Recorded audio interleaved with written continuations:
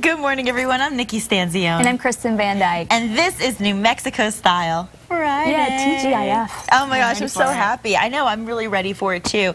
And today is going to be really fun because we're talking to Loveless about the big day of dance coming up. And you and I were just talking about the Alzheimer's dance, the Dancing with the Stars Gala that you participated in last year.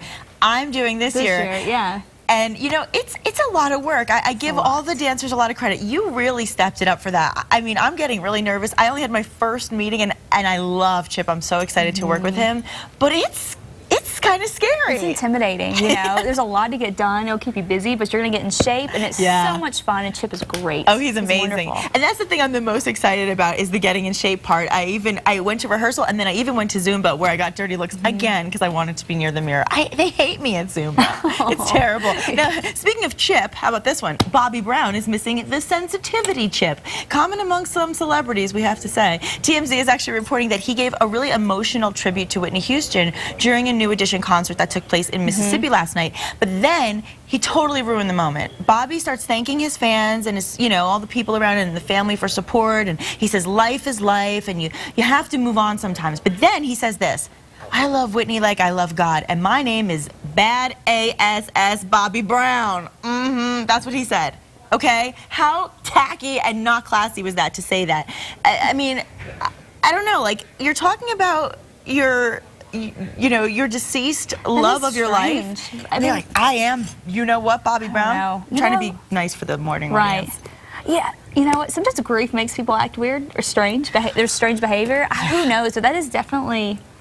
Yeah, it's just rude. It was kind of rude. Well, Mr. Bobby Brown will continue the concert tour tomorrow night, hitting the stage. And he's actually, where's he going to be tomorrow night? I think he's going to be at an Indian casino in Connecticut, just hours after Whitney is laid to rest in New Jersey. Now, here's the thing. As a follow-up for our TMZ conversation the other day, we talked to Gary Trock, and he said that nobody was talking to Bobby, remember? Well, now apparently they have invited him to attend the funeral after all.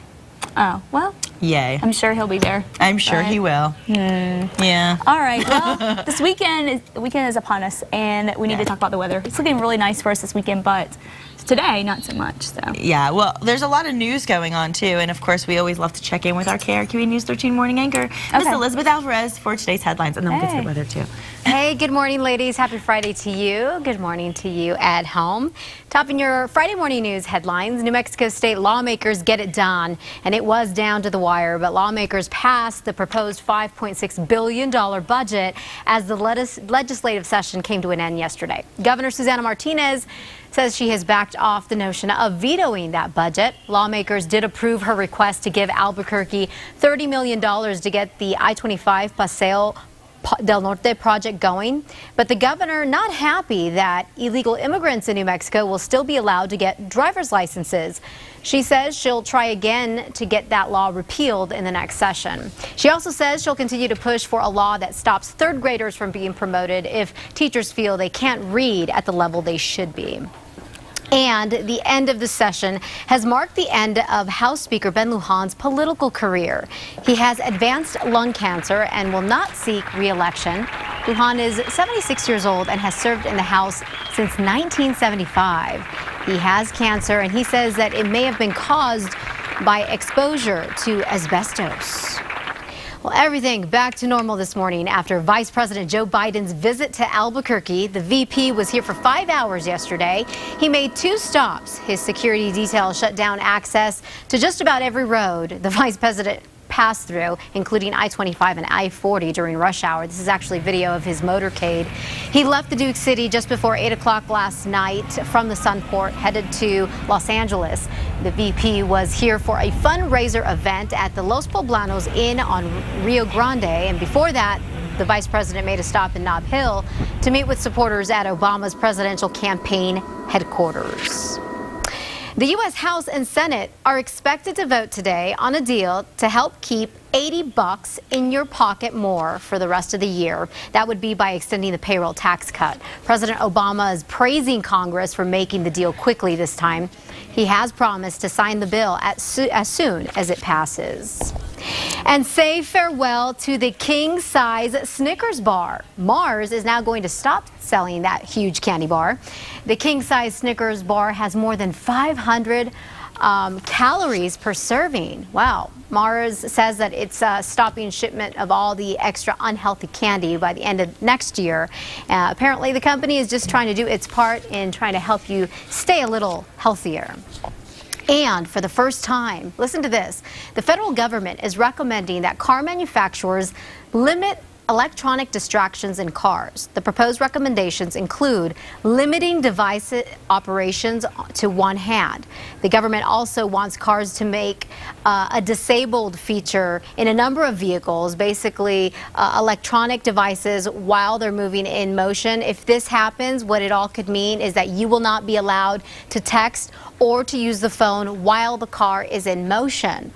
As you know, they're doing this because more than 3,000 people died in 2010 in crashes that are blamed on distracted driving. At least they would like to accomplish that. And that wraps it up for your Friday morning headlines. Be sure to catch Matt Morrow, Kristen Van Dyke, and myself every weekday morning on KRQE News 13, beginning at 4:30 a.m. Can you imagine that, ladies?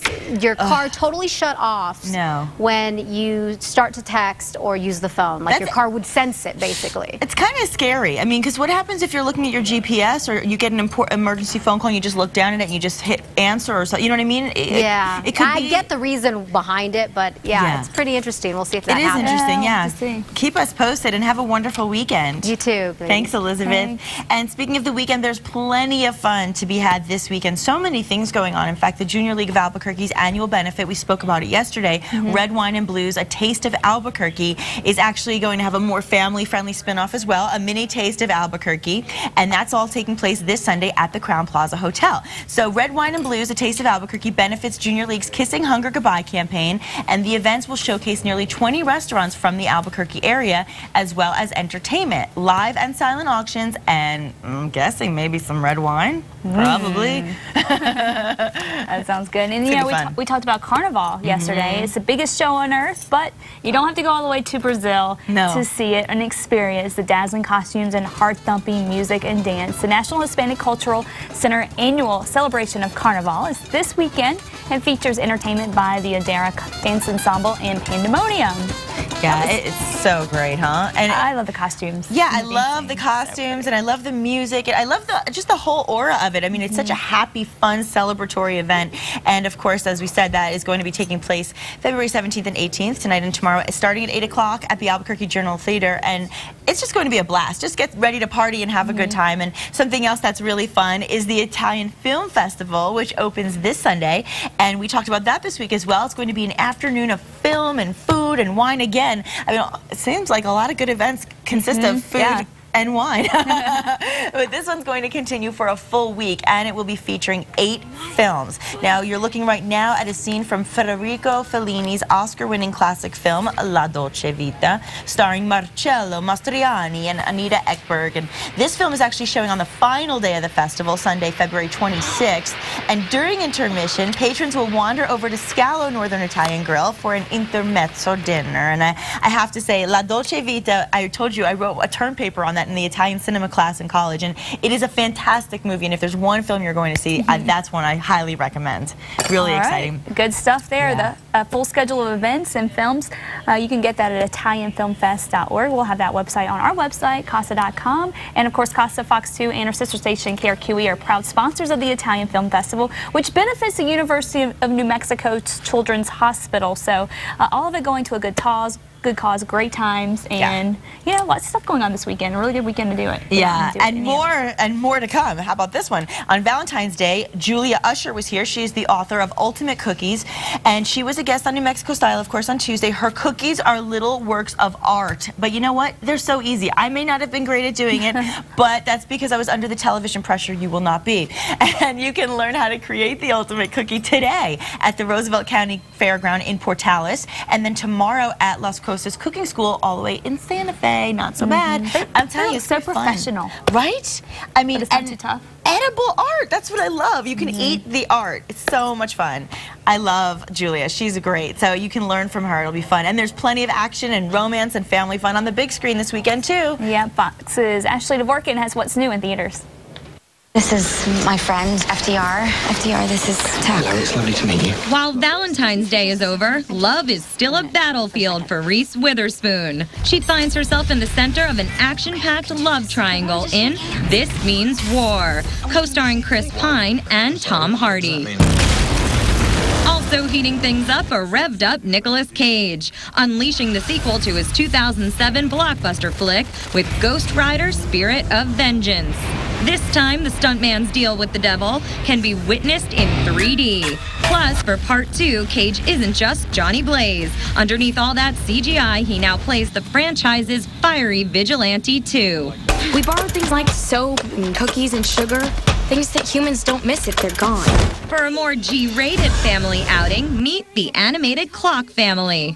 Based on the book series The Borrowers, about 4-inch tall residents of one home who've remained hidden until the secret world of Arrietty is revealed, opening the door and, of course, the floorboards to a whole new world of adventure. Oh my God. What? First date, you're already inviting yourself to stay the night? But love is still in the air as The Vow holds on to the #1 spot at the box office with Channing Tatum and Rachel McAdams. Rediscovering love, fighting over it, biking with a fiery vengeance, and setting the clock for a secret world. Don't be late with much in store at the movies this week. In New York, Ashley Dvorkin, Fox News. And quick reminder, the Oscars are next weekend. So next week we'll be talking a lot about the Oscars here on New Mexico Style. Lots of fun shows ahead of us. But it might be a good week for you to catch up on some of those Oscar-nominated films so that you have something to root for next Sunday night. It'll be fun. Yeah, absolutely. And you know what? Maybe Sunday night for you. You can catch up on it. We have another storm we're tracking. But oh, great. We have one right now that we're dealing with. So let's talk about that.